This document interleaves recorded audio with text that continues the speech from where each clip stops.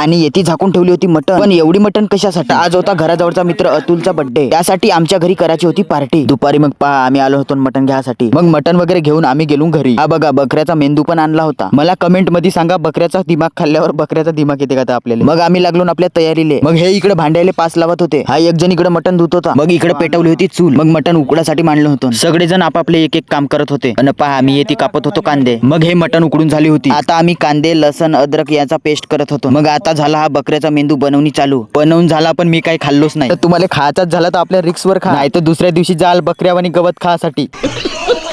मग आता मटनची बारी होती. मग मटन पण पटापट बनवून टाकलो. पण का तुम्ही यार एवढ्या मेहनतीने मी व्हिडिओ बनवतो आणि तुम्ही लाईक पण नाही करा. मग आला बर्थडे बॉय आणि आता चालू करून आम्ही बर्थडे सेलिब्रेशन. बर्थडे झाल्यानंतर आम्ही चालू केलं जेवण. हा बघा मस्तपैकी जीरा राईस बनवलं होतं आणि त्यासोबत बकऱ्याची मटन. तर मग अशी होती आमची आजची पार्टी. तर मग भेटू आपण पुढच्या व्हिडिओ मध्ये. फॉलो नसेल केला तर फॉलो करून टाका सिंगल पोट्ट्याला. ते बी फुकट.